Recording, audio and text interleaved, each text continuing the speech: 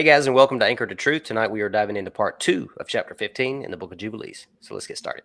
All right, guys, let's dive into 15. We're going to begin in verse 11. And it says, And Yahuwah said unto Abraham, And as for thee, do thou keep my covenant, thou and thy seed after thee, and circumcise ye every male among you, and circumcise your foreskins, and it will be a token of an eternal covenant between me and you. And the child on the 8th day ye will circumcise every male throughout your generations, him that is born in the house, and of whom ye have bought with money from any stranger, whom ye have acquired, who is not of thy seed.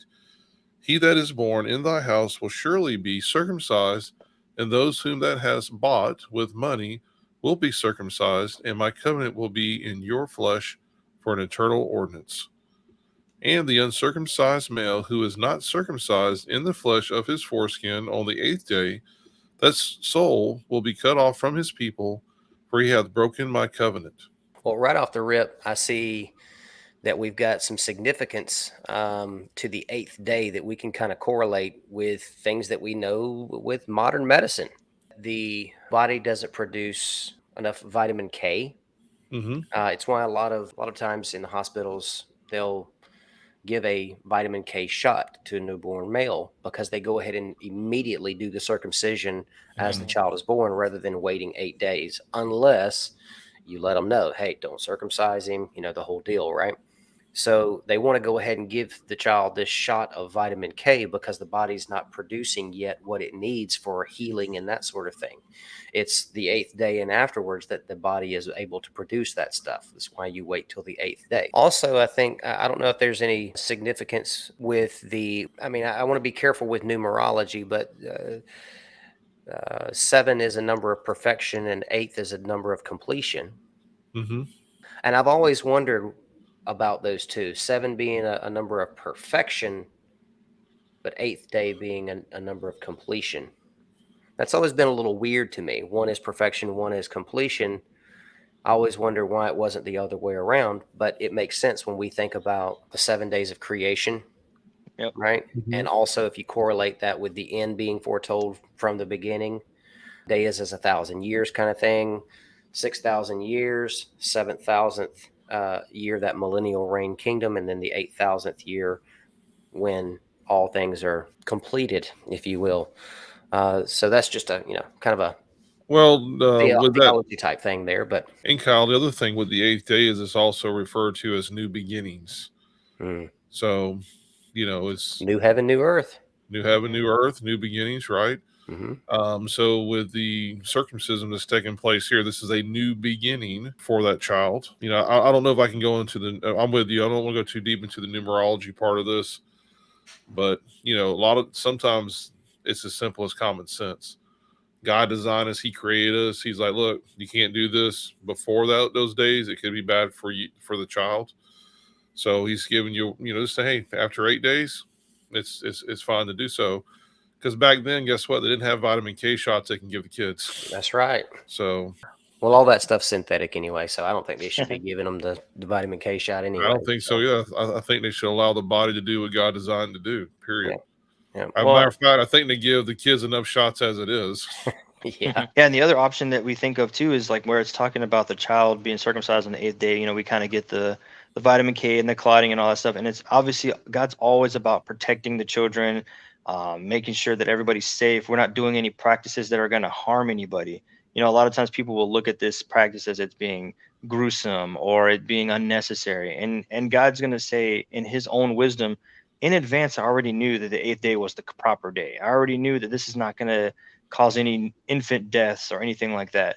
But also he's saying from that day forward, it's good any of those days. So it's the 8th day and any day after that. Because apparently there's some adults here. There's some slaves that were bought, some workers, some indentured servants, however you want to look at it. There's some grown-ups that aren't 8 days old that are also taking part in this. So, that's an example that, kind of transcends time here. Is he's saying, yeah, the 8th day for your youngest children, but don't think that you just skipped out on this step if you missed the 8th day. If you were born 1 day too early before this covenant happened, you're 10 days old. He's like, hey, you're still good. Now, if you're only 7 days old, though, you got to wait till tomorrow. and then we'll get you squared away. So it's kind of interesting the way that played out with the time frame. Man, I don't even want to think about that process as an adult without, you know. You better put me under. I mean, I'm sure they had their medicinal I'm plants and all sure. kinds of stuff, but Yeah. oh, Take 2 shots of this and figure it out. you know what? That brings on a whole new meaning of letting your flesh die. With that, and there was definitely some commitment being made for that to take place. Ooh, Well, goodness. thankfully, God's not saying, like, oh, this is just something nice. This is a good gesture. He's bringing the hammer on this and saying, this is an eternal covenant. This is a commitment that you're making with me for your He's life. bringing the hammer. I don't know if I'd use that terminology or not. You don't think so? Not the hammer. Too late. It's already there.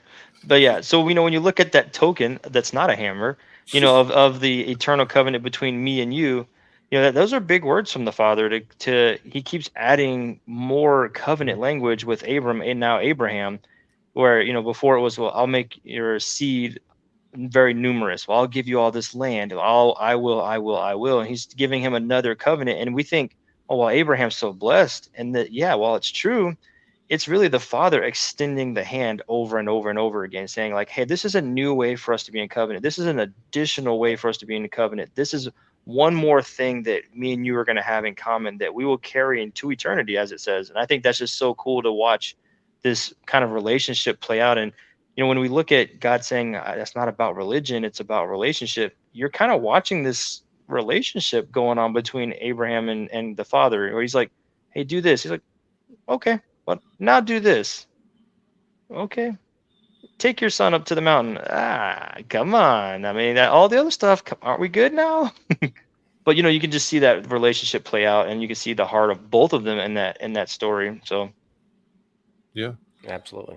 the other thing that kind of comes to mind with this too, guys, is when you look at the structure of how Yahweh has got this put together, you're seeing that it's not only Abraham, it's not only his natural born seed, which would be Ishmael at this point, but that it's everyone within the camp, it's everyone in the border, it's everyone under the household, it's everyone that is a part of Abraham's house. Okay. And so I see kind of like in the dichotomy of this, I'm looking at our Father's house. Our Father says, Abba says, if you're going to be in covenant with me, these are the things you're going to do.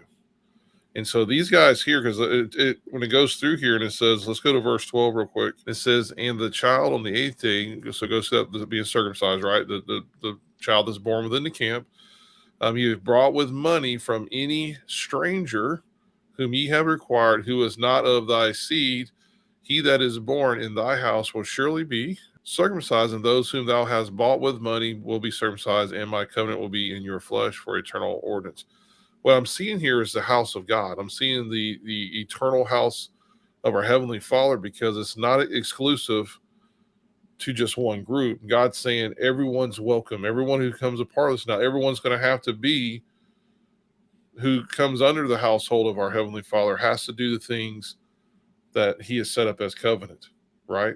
So I'm seeing this in the house of Abraham. What I think we're getting is a picture of the heavenly house, God's house, when he comes back.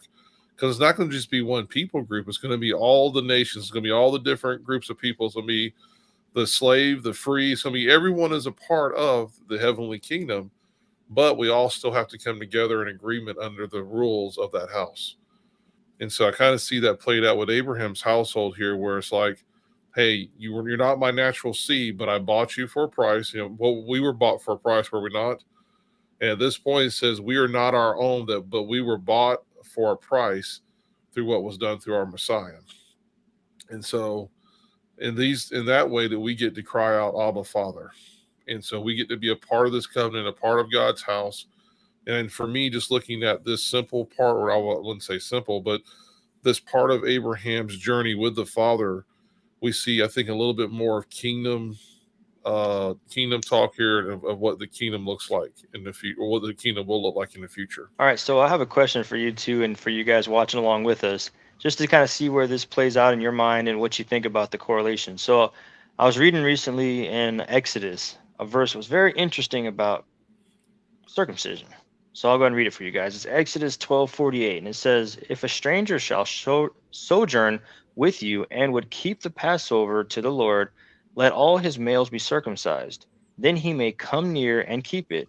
He shall be as a native of the land, but no uncircumcised person shall eat of it."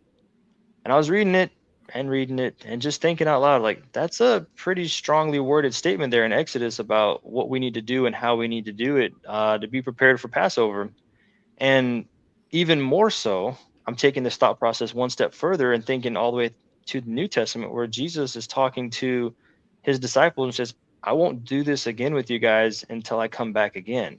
Mm-hmm. So now, if we're all going to be doing Passover, right, as Jesus is pretty much explaining to us, maybe not in plain language, but that's what he's getting at, is we're all going to have another Passover. The feasts aren't going away, they're going to continue.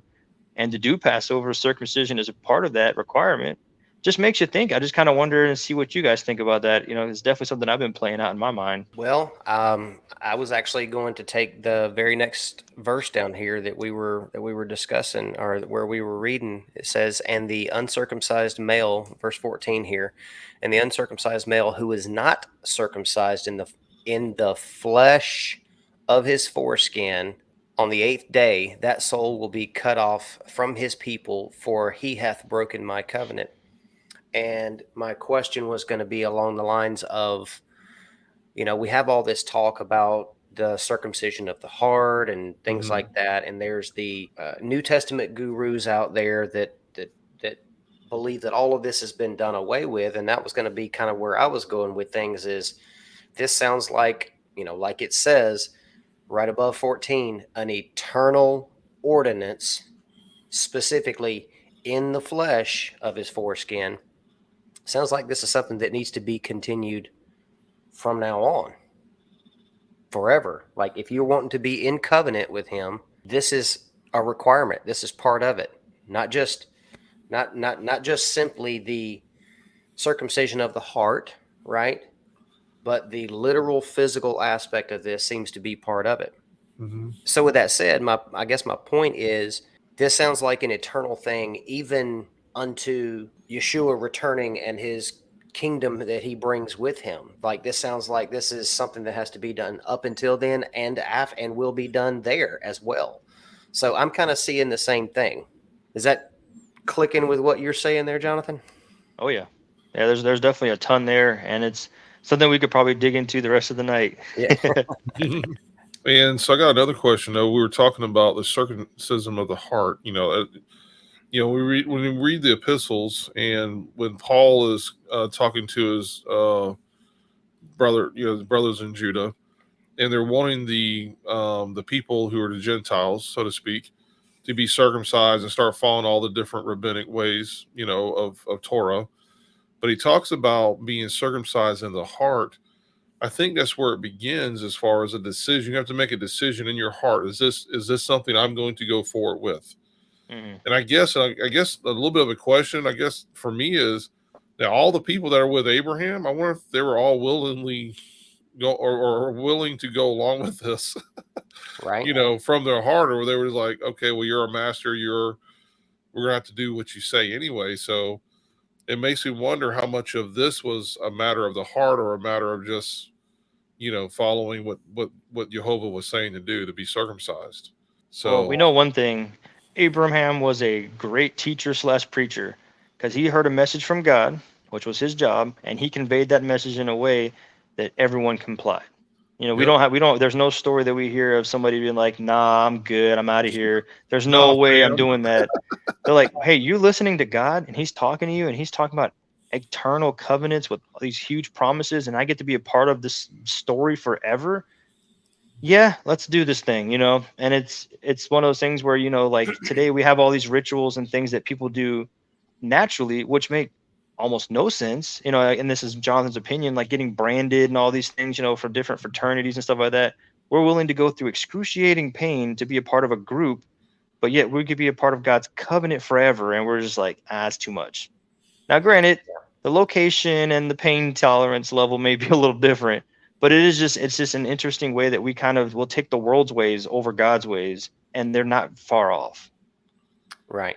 And remember too, guys, this is when it says if you've bought someone with money or whatever, this isn't, this ain't the same kind of slavery, right? As Right. like African slave trade, that sort of thing. This isn't the same kind of scenario.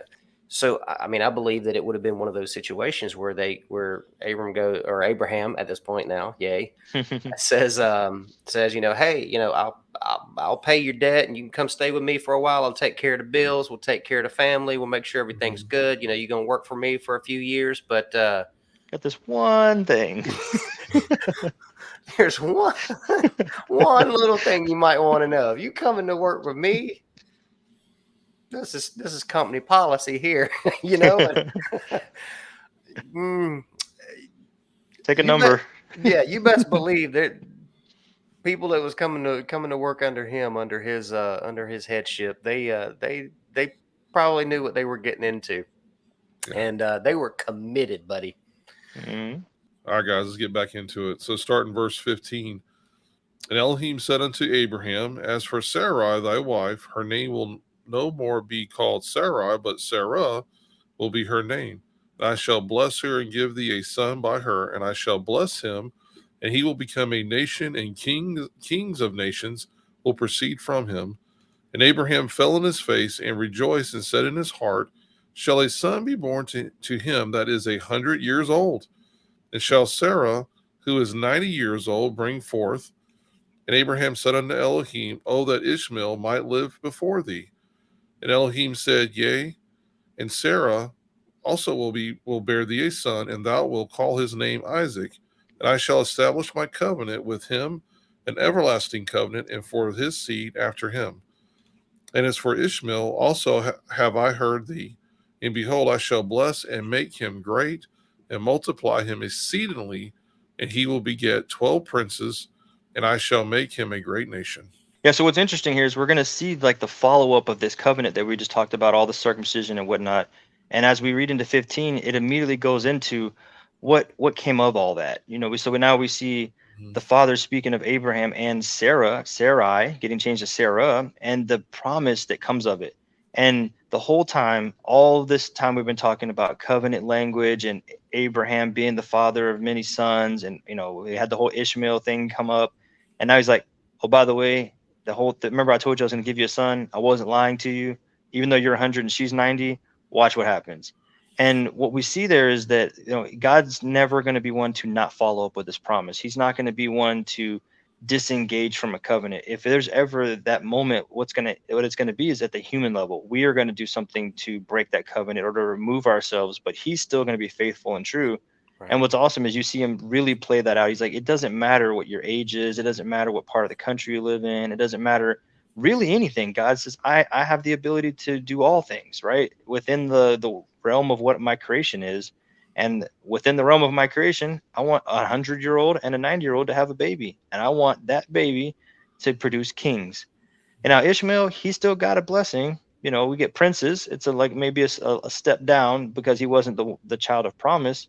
But yet God's saying, I don't even leave. We were talking about earlier, there's no child left behind. There's no, nobody that misses out. And so he's like, even for that child, I still have a plan for him. I still have things that are going to be good. Yeah, one of the things too, guys, I was just thinking is like, why would God, kind of throw the question out there a little bit too, why would God choose to wait till Abraham is 100 and Sarah's 90 to have Isaac? What would be a really good reason for him to do that? That's a God level event. He gets all the glory. Exactly right. Because if for anyone who reads this story, because God already knew the story was going to be told for the next thousands of years, so I think it's God's way of also speaking to us, where He's like, "Look, I took the impossible and I made it possible." And so we're in our own lives where we know that if God's spoken something to us, and we look at it from our natural eyes and go, "There's no way," but then God's like, "Yes, there is a way." We say no way, He says Yahweh. You know what I'm saying? So That's awesome. But so I love that the fact that God's like, you know what? I'm gonna get all the glory in this. Yep. So yes, you're gonna wait till you're old, and both Sarah is old. And so when this miracle comes forth, everyone's gonna know that it was I who did this. How many times do we see that play out in Scripture where God does something and He says, "And you will surely know that it was I who did this." So I think it's amazing. Yeah, the other thing to note there is that the middle part, end of 19, where it talks about my covenant will be with him, an everlasting covenant. It's speaking of Isaac. Now, it's again not that Ishmael isn't taken care of or he's not going to be part of some of this blessing, but the covenant language that we just finished reading about circumcision, Isaac's not yet born. So Isaac's going to be the only child that's going to meet this 8th day circumcision that was just spoken of. So it's a very interesting way that that played out. Of I'm sure Isaac still got circumcised with all the other slaves and all, and Abraham himself, but Isaac would have been the first to do this in the correct manner according to this law that was given, this rule that was given to Abraham. He says, hey, any new children from this day forward on the 8th day, this is what you're supposed to do. Other than maybe one of the slave children or, somebody who got grafted in along the way, Isaac would have been the first one to meet this requirement, to follow through with this correctly. And I think that's very, very telling of why he's making that covenant with Isaac and why we see Isaac having the kings and why Isaac is that child of promise.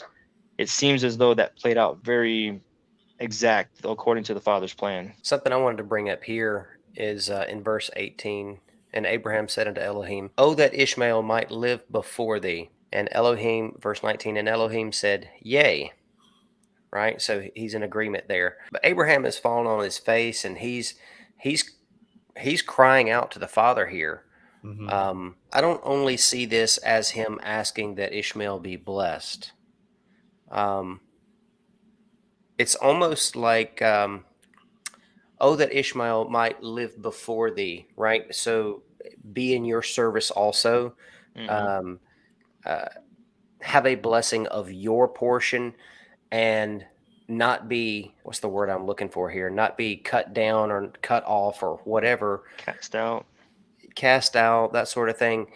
In sort of a way that it's almost like he's crying out to say, don't punish him based on something that I did. That heart of a father wanting to protect his child. And I don't know why I see that, because I don't see anything here that specifically points to that, but it's just, I don't know. I just, when I read that crying out, that's the image that pops in my mind. Well, Kyle, I was going to say, I think you might be on the right track, because reading through it the first time, especially, kind of got the feeling that Abraham was pleading for his life, almost like he said, you have a promised son. That's singular. If he's bringing a new son, then now that's plural. So what are we going to do? I already have a kid. Are you just going to get rid of him and replace him with this new one? Or how's this going to work? Like, don't let him be not a part of this equation, because I love this kid. Like, yeah, he maybe not the child of promise, but this is my child. I've raised him. This is who I grew up and grew up with. So I think he's almost like saying, don't let him be cast out. Don't end his life because of my mistake. Like, kind of like you were saying, but I say it almost could even go even further of like, don't kill him. Don't remove him literally from the picture altogether. Sure. Because he said you will have a son, a child, where, he already has a. So then what do you do with two A's? That doesn't work. Right. Two singles don't make a plural. That's right. And then, of course, down in 20, and as for Ishmael, also I have heard thee, and behold, I shall bless him and make him great, and multiply him exceedingly, and he will beget 12 princes. So he's not only given a promise that he's going to be blessed, it's not just this vague thing. He even gets specific in it and says, and he will beget 12 princes. So he's given the Father's given some detail here, right? We always want to know what the Father's will is. Father, what is your will for my life, right? We don't always get that. We don't always get the story down the road. Sometimes we only get, this is what you're supposed to do right now, and if you're faithful, you'll get to see why, kind of situation. So it's awesome that the Father is blessing Abraham in this moment and saying, listen, not only do I hear you, I'm going to bless him and multiply him exceedingly. And this is some things, this is part of that. He's going to beget 12 princes and make him a great nation. So it's I will bless him, and here's some details to it that we don't always get with everything. So that's awesome. It's given Abraham that that peace in his heart. A little bit more than just a promise. It's a promise with detail, with information. All right, guys, let's pick back up in verse 21. It says, "But my covenant shall I establish with Isaac, whom Sarah will bear to thee in these days in the next year." And he left off speaking with him, and Elohim went up from Abraham.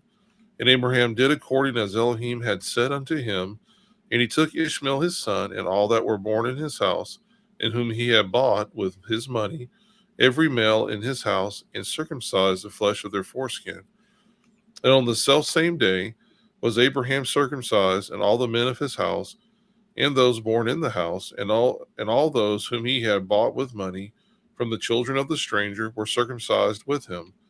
This law is for all the generations forever, and there is no circumcision of the days, and no omission of one day out of the 8 days, for it is an eternal ordinance ordained and written on the heavenly tables.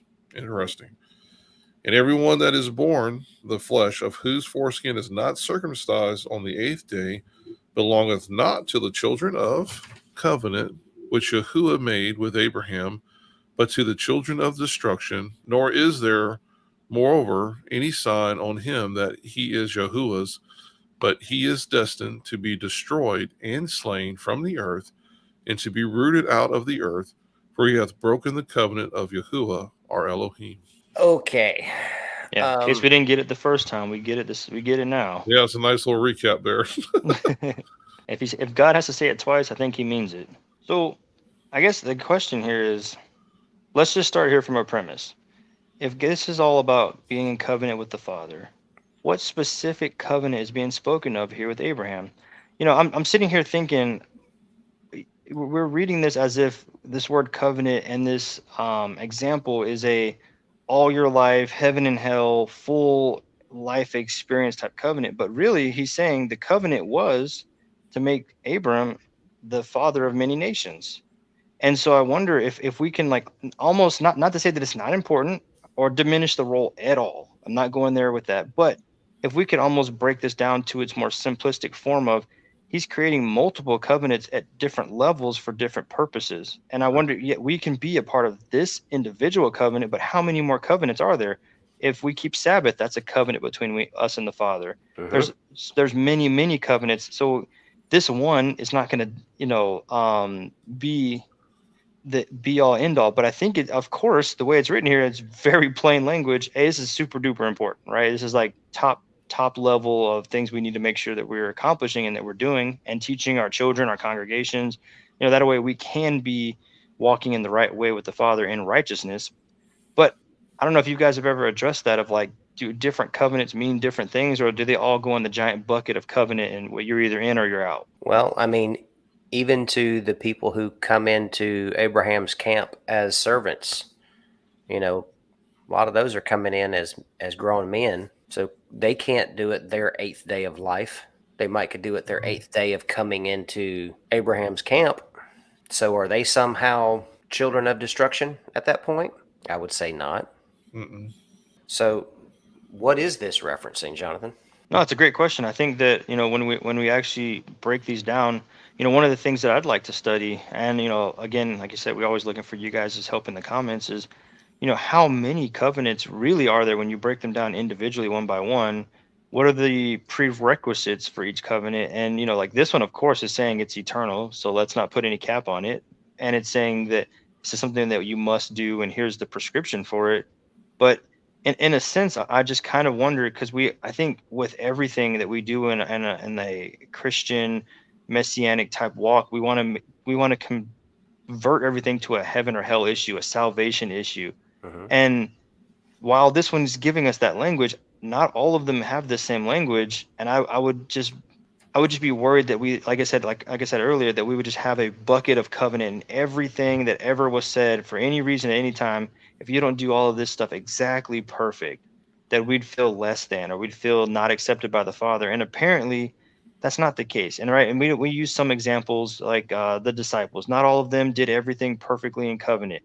Not the thief on the cross, our own lives. I mean, I can point to myself more than anybody probably ever of like, did I do every single one of these things exactly as it says here? Nope. I would venture to say many of us didn't even come to the knowledge of these things until we were grown adults. So, Mhm. there's many days where I didn't do Sabbath on Saturday. There's many days where, I didn't keep every single thing as it's written. But I think where God's looking at is, one, he does look at our heart, which is why I think that term circumcision of the heart comes in of, are we putting ourselves in covenant first out of our want and our desire, and then we start to act out all those things as we read and as we learn, because again, these books are hundreds of pages long. There's no way the Father expects us to learn about Jesus, learn about Yeshua, next day be an expert on everything and anything to do with the Bible. So I think we have to grow, we have to walk out that salvation in fear and trembling, but it doesn't say every 2 minutes you're getting thrown out of the salvation pool, and you're just every other thing you did is going to throw you out. Right. But yeah, this one I'm not. I mean, this is the first one. Well, maybe not the first one, but this one's very clear on it. The if you don't. Well, here's the thing that we got to remember too. There's going to be people at some point in their lives who are uncircumcised who will come into the knowledge of Yeshua and be doing their best to walk out their salvation that they can. And so again, I think this is an issue of the heart where God's looking at, because even Paul, again, when he's talking to his brothers Yehuda, he's like, you may be circumcised in the flesh, but your heart is not with God. See, we got to remember is, when just because someone has their foreskin cut off doesn't mean you're in covenant. Because if you're not keeping his feast days, if you're not keeping his statutes, if you're not keeping, Sabbath, if you're not eating kosher, if you're not doing all these things that are prescribed to us to do, and you think just because your foreskin's missing that you're all of a sudden you're in, it has nothing to do with that. It all has to do with your relationship. The relationship starts with Yahuwah, period. And that relationship progresses on to us understanding who we are in Messiah and who he is as the high priest in our lives that goes before us and makes atonement for us on a daily basis before the Father. A lot of this, what Paul was saying that he gets misunderstood about, is Paul saying, hey guys, you've done all these things your whole entire life, but your heart is far away from God as it can be. Yeah. These guys who are new to the faith have more faith and are doing more in their walk than what you guys are doing. You're looking at the outer flesh part of this, and you may have the long seats, and you've been circumcised on the 8th day as according to the custom.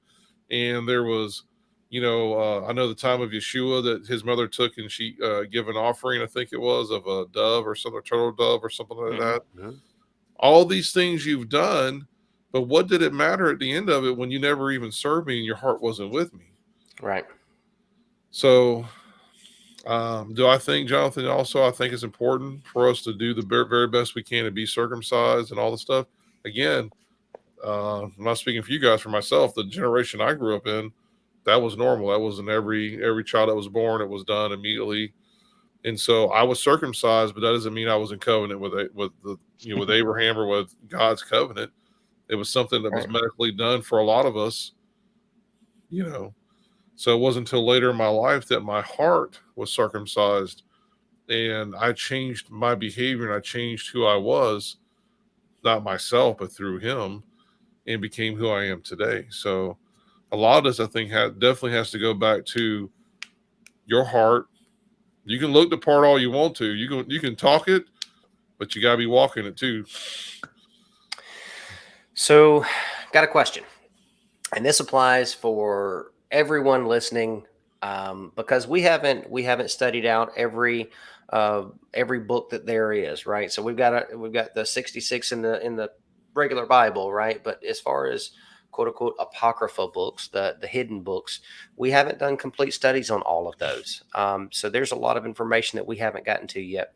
But I'm just curious. So I don't have the ability to trace my lineage back any further than a certain point, right? Mm-hmm. So I have no idea whether I'm a descendant of Abraham or not. And I definitely wasn't bought to go be a servant of his. So does that apply to me? How does that apply? So does it apply today? And if so, how do we know whether it applies to us? Because again, this is for a specific part of the covenant, right? A very specific covenant, I should say. Do I even have the ability to do so? I was, being circumcised at birth. Don't have a lot of options after that. So it was an 8th day, you know, kind of don't really have anywhere to go from there. So I'm not trying to be graphic here, but what would one do? Make it make sense. What do you guys think? I think that's a great question, and the reason why I even kind of went down this path is, this is what half of the New Testament argument is about: circumcision versus the uncircumcision, and who's the party of this and who's the party of that. Are you included? Are you not included? Do you get the special pass to come in the door? Do you not get the special pass? And we can see Yeshua and the disciples kind of taking that step past that. They're like, yes, that is a thing. We're not going to preach against that, but don't let that be a stumbling block. Don't let that be a stiff arm to everybody who wants to come to the saving knowledge of the Savior. If they see Jesus, they see Yeshua working miracles, and they want to be a part of that, invite them in. Let them come to the table. Let them be a part of the covenant, just like how you are. Now, as you're walking out your faith, as you're reading scripture, as us today as adults, as we have children, as our children have children, what are we supposed to teach them? We look at the different prayers and the Shema. We're supposed to teach our children and the ways they are supposed to go. We're supposed to show them the proper things of Scripture. Maybe we were never taught that. And what are we supposed to do with that information? Learn it for ourselves, and then share it with now any and everybody that we can from that point forward, because now we've come to more knowledge. And it's not to say that we are better or less than or anything like that, because we're all going to be in different places at different times and even different points in history, right? There was a time where there was no just regular Bible sitting around for people to read. So there was hundreds and thousands of people who never even had a book in their house to use as the rules to even know to do this stuff. They would, if their pastor, their priest, their super special guy on the stage didn't tell them, they wouldn't have known. If the Latin guy didn't say it, if the Greek guy didn't say it, they would have never even heard these words. So we are responsible for what we know, and God ultimately wants us to be in a relationship with Him, and He'll reveal to us what He really wants and what He really needs. And again, once we have information available, we're the most blessed people probably ever. We have all the books and all the languages, and we can translate them all the different ways. Like when all the books per se, right? Yeah, as much as what's been available to us. We have a lot. Yeah.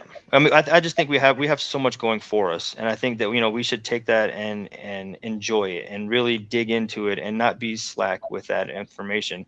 One of the verses that came to mind in regards to the circumcision and all that was in Acts. Go figure, right? In the New Testament, Acts 16, verse 3, it says Paul wanted Timothy to accompany him, and he took him and circumcised him because of the Jews who were in those places, for they all knew that his father was a Greek. So again, we're seeing Paul, we're seeing somebody who followed after Yeshua, who got the ultimate vision of Yeshua, blinded all the cool stuff that we know about, taking Timothy and saying, hey, let's go handle some business. Let's go do covenant action. And so is Paul preaching against the law? No, clear as day. Is Paul actually preaching for the law? Yeah. And are these two men? Yep. No, 8th day. So there's examples all over the place. And I think we just have to be careful with what we read and careful with what we understand, and not push anybody away because of the things that we've learned. I do think it's cool that it's written, that it says it's written on the heavenly tables also. Mm-hmm. So this is something that's been transcribed on the heavenly tables or tablets, that is there permanently. And I think that we're going to learn that there's more to this 8th day that relates to after millennial reign than we might see just yet. Yeah. So with that, guys, we will see you next time for part 3 in chapter 15 in the Book of Jubilees. God bless. Shalom.